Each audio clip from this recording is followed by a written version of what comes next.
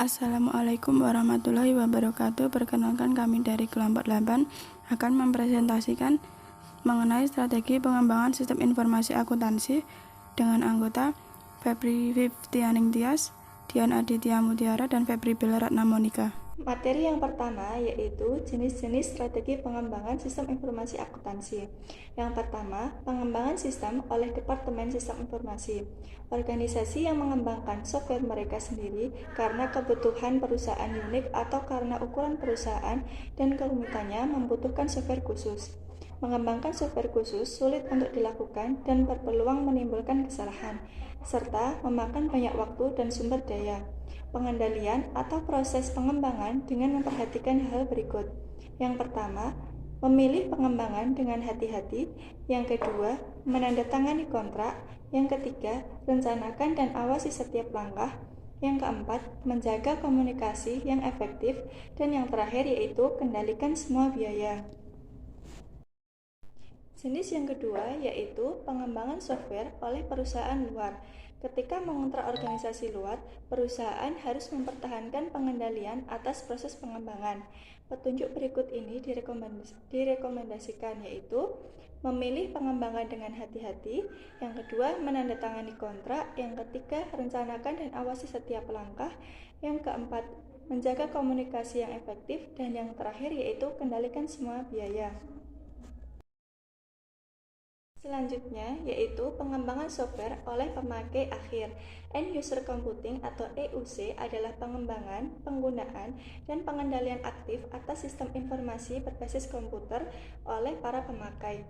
Bersama dengan bangkitnya PC yang murah dan banyaknya ragam software yang canggih dan murah, para pemakai mulai mengembangkan sistem mereka sendiri untuk membuat dan menyimpan data, mengakses serta mendownload data perusahaan, serta berbagi data dan sumber daya komputer dalam jaringan. Pengembangan software oleh pemakai akhir yang tepat. Yang pertama, menarik informasi dari database perusahaan untuk menghasilkan laporan sederhana atau untuk menjawab permintaan yang tidak rutin. Yang kedua, melakukan sensitivitas atau what if atau analisis statistik. Yang ketiga, mengembangkan aplikasi dengan menggunakan software yang telah jadi seperti spreadsheet atau sistem database. Yang keempat, mempersiapkan jadwal dan daftar seperti jadwal depresiasi, daftar jatuh tempo piutang, usaha, dan amortisasi pinjaman. Selanjutnya yaitu manfaat dan risiko pengembangan software oleh pemakai akhir. Manfaat yang pertama, kreasi user, pengendalian, dan implementasi. Yang kedua, sistem yang memenuhi kebutuhan pemakai. Yang ketiga, ketepatan waktu. Yang keempat, membebaskan sumber daya sistem. Dan yang kelima, kefleksibilitasan dan kemudahan penggunaan versatility. Untuk resikonya, yang pertama yaitu kesalahan logika pengembangan, yang kedua pengujian aplikasi tidak memadai, yang ketiga sistem yang tidak efisien, yang keempat sistem dikendalikan dan didokumentasikan dengan kurang baik, yang kelima ketidaksesuaian sistem, yang keenam duplikasi sistem dan data, dan yang ketujuh yaitu peningkatan biaya. Selanjutnya yaitu membeli software. Kanet software atau software massal dibuat oleh perusahaan pengembang software dan dijual di pasar terbuka untuk berbagai lapisan pemakai yang memiliki persyaratan yang hampir sama. Turnkey sistem atau sistem terima jadi, beberapa perusahaan menggabungkan software dan hardware serta menjual keduanya sebagai satu paket karena vendor memasang keseluruhan sistem dan pemakai hanya perlu terima jadi. Perusahaan yang membeli bukan mengembangkan software sistem informasi akuntansi, masih harus mengikuti proses SDLC sebagai berikut. Yang pertama, analisis sistem. Yang kedua, desain konseptual sistem. Yang ketiga, desain fisik. Yang keempat, implementasi dan perubahan. Dan yang kelima, yaitu operasi dan pemeliharaan. Materi selanjutnya yaitu outsource system. Outsource adalah mengontrak perusahaan luar untuk menangani semua bagian dari data aktivitas pemrosesan organisasi. Di dalam perjanjian outsource mainframe, penyedia layanan membeli semua komputer klien dan memperkerjakan semua atau sebagian besar pegawai. Manfaat outsource yaitu Yang pertama, sebuah solusi untuk bisnis. Yang kedua, penggunaan aset akses keahlian yang lebih besar, teknologi yang lebih canggih. Yang ketiga, biaya yang lebih rendah. Keempat, perbaikan waktu untuk pengembangan. Kelima, peniadaan kepadatan dan kejarangan penggunaan. Dan yang terakhir yaitu memfasilitasi pengecilan ukuran perusahaan. Selanjutnya yaitu risiko outsourcing. Yang pertama, ketidakfleksibilitasan, kehilangan kendali sistem atau data, pengurangan keunggulan kompetitif, sistem paket, tujuan yang tidak terpenuhi, dan layanan yang kurang baik. Materi yang ketiga adalah proses pengolahan sistem. Dengan langkah yang pertama, selidiki paket perangkat lunak. Akankah paket memenuhi kebutuhan?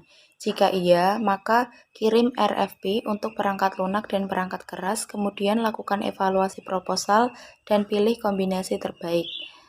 Jika paket tidak memenuhi kebutuhan, maka bisakah paket diubah? Jika bisa diubah, maka kirim RFP untuk perangkat lunak dan perangkat keras.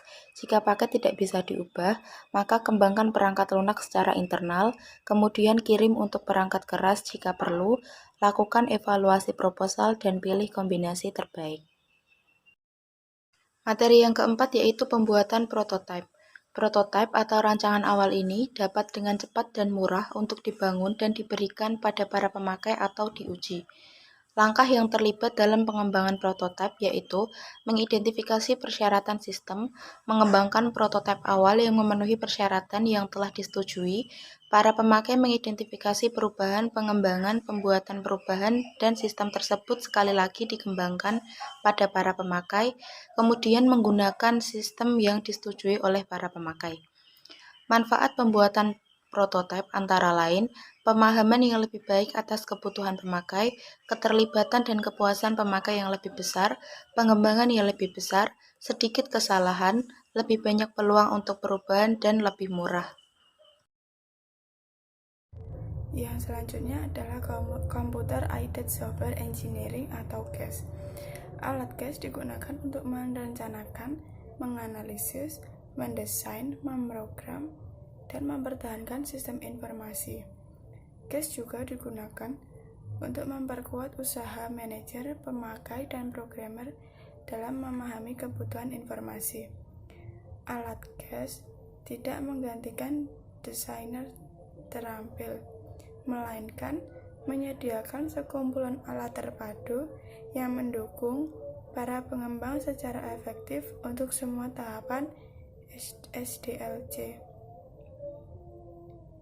Software CAS pada umumnya memiliki alat-alat untuk perencanaan strategis, manajemen sistem dan proyek, desain database, tampilan layar, dan laporan, juga pembuatan kode secara otomatis. Adapun keuntungan dan kelemahan menggunakan teknologi CAS. Untuk keuntungannya yang pertama, perbaikan produktivitas, yang kedua perbaikan kualitas program, yang ketiga penghematan biaya, yang keempat perbaikan prosedur pengendalian, yang kelima penyederhanaan dokumentasi.